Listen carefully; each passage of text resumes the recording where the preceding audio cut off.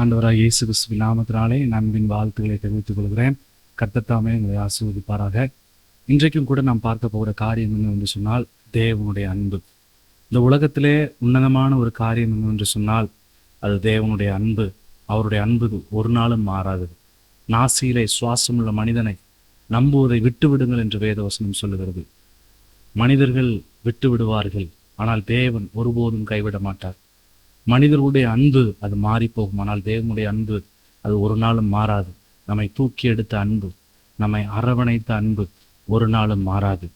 வேதவசனம் இப்படியாக சொல்லுகிறது. யோவான் 3வது அதிகாரம் அதனுடைய 16வது வசனத்திலே சொல்லப்பட்டிருக்கிறது, தேவன் தம்முடைய ஒரே பேரான குமாரனை விசுவாசிக்கிறவன் எவனோ அவன் கெட்டு போகாமல் நித்திய ஜீவனை அடையும்படிக்கு அவரை தந்தருளி இவ்வளவாய் உலகத்தில் அன்பு கூர்ந்தார்.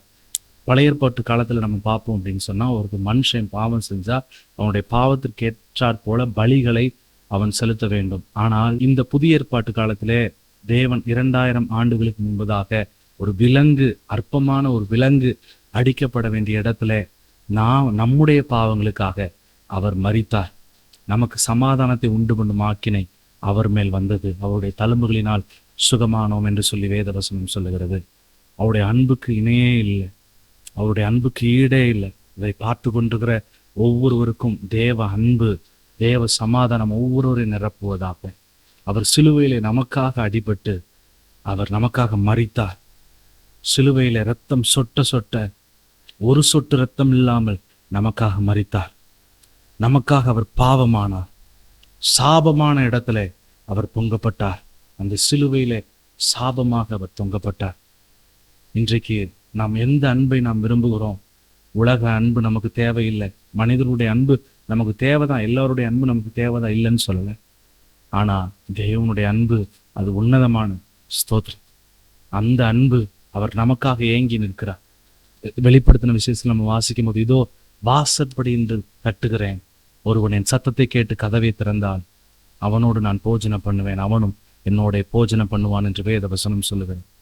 இன்னைக்கு நம்ம எந்த கதவை நம்ம தட்டி கொண்டிருக்கிறோம்? யாருடைய கதவை தட்டி கொண்டிருக்கிறோம்? ஆனா ஆண்டவர் இந்த வேளையில இதய கதவை அவர் தட்டி கொண்டிருக்கிறார், உங்களுடைய கதவை தட்டி கொண்டிருக்கிறார். ஆனா நம்ம தான் தெரியாம ஒவ்வொரு கதவா நம்ம தட்டி கொண்டிருக்கிறோம். ஆனா ஆண்டவர் இன்றைக்கு உங்களுடைய கதவை தட்டி கொண்டிருக்கிறார். நீங்கள் திறக்க ஆயத்தமா இருக்கிறீர்களா? வேதவசனம் சொல்லுகிறது, நானே வழியும் சத்தியம் ஜீவனுமா இருக்கிறேன். Is the way, the truth and the life. அவர் தான் வழி. வழியே தெரியலையா? அவர் தான் வழி.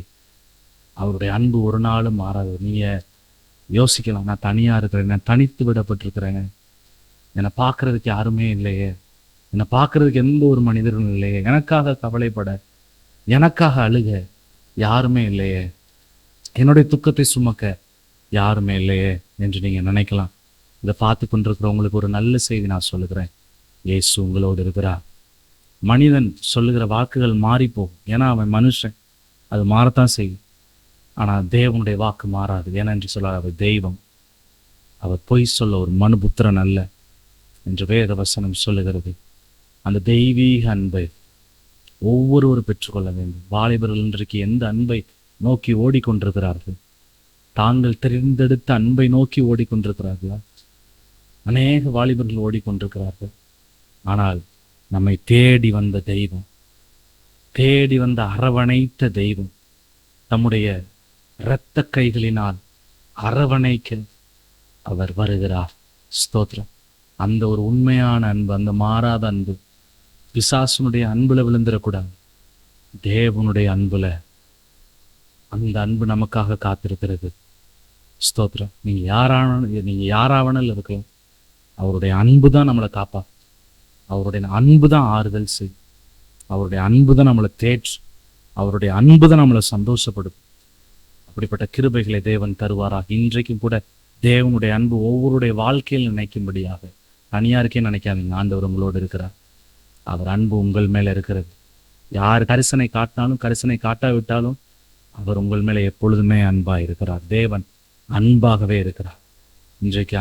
இன்றைக்கு இந்த அன்புக்காக ஏங்கி கொண்டிருக்கிற உங்களுக்கு தேவன் தம்முடைய சமாதானத்தை அருள்வாராக. நம்ம ஜெபிப்போமா? அன்பு தேவன், எங்கள் அப்பா பிதாவே, இந்த ஆசீர்வதிக்கப்பட்ட வேலைக்காக ஜெபிக்கிற ஆண்டவரே, உம்முடைய அன்புக்கு யார் யார் காத்திருக்கிறார்களோ அவர்களுக்கு உம்முடைய அன்பை வெளியரங்கமாக்குவீராக. ஒவ்வொருவரையும் மூடிக்கொள்வீராக. உம்முடைய அன்பை எடுத்து காண்பிப்பீராக. ஆண்டவரே ஸ்தோத்திரம். அநேகரை உம்முடைய அன்பின் மூலமாக தொடுவீராக. உம்முடைய அன்பின் கயிறுகள் போய் பிடிக்கட்ட ஆண்டவரே ஒவ்வொருவரும். ஸ்தோத்திரம். ஒவ்வொருவரையும் திடப்படுத்துங்க. இருதயத்தை ஆறுதல் செய்யுங்க. ஆசீர்வதிங்க ஆண்டவரே. உம்முடைய நாம மாத்திரம் மகிமைப்படுவதாக. இயேசுவின் நாமத்தில் ஜெபிக்கிறோம் எங்கள் ஜீவனுள்ள நல்ல தகப்பனே. ஆமென், ஆமென். கர்த்தர் உங்களை ஆசீர்வதிப்பாராக. தேவ அன்பினால் தேவன் உங்களை நிரப்புவாராக. நீங்க எதற்கும் கவலைப்படாதீங்க. ஆண்டவர் உங்களோட இருக்கிறார். Thank you. God bless you. Amen. ஸ்தோத்திரம்.